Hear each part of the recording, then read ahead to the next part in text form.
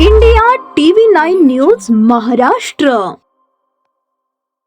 सहाय्यक कामगार आयुक्त कार्यालय आणि बांधकाम कामगार शिष्यवृत्ती घोटाळा प्रकरणी दाखल असलेल्या गुन्ह्यातील आरोपी RS मुसळे व बाळासाहेब शिंदे यांना 18 मार्च 2026 पर्यंत पोलीस कोठडीत ठेवण्याचा आदेश सोलापूर येथील प्रथम वर्ग न्यायाधीश यांनी पारित केला।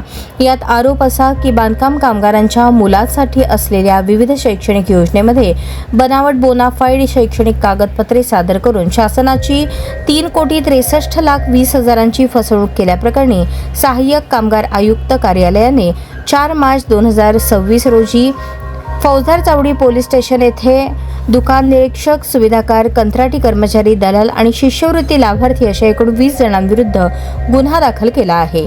या गुन्ह्यामध्ये सोलापूर गुन्हे शाखेच्या पोलिसांनी नमूद आरोपींना 14 मार्च 2026 रोजी अटक करून 15 मार्च 2026 रोजी मेहरबान न्यायालयासमोर हजर करून तपास अधिकाऱ्यांच्या तपासकामी 5 दिवसांच्या पोलीस कोठडीची मागणी केली होती। प्रकरणातील आरोपीचे वकील ॲडव्होकेट शशी कुलकर्णी यांचा युक्तिवाद तसेच सरकारी वकिलांचा युक्तिवाद ऐकून न्यायालयाने आरोपीस 3 दिवस 18 मार्च 2026 पर्यंत पोलीस कोठडीत ठेवण्याचा आदेश दिला।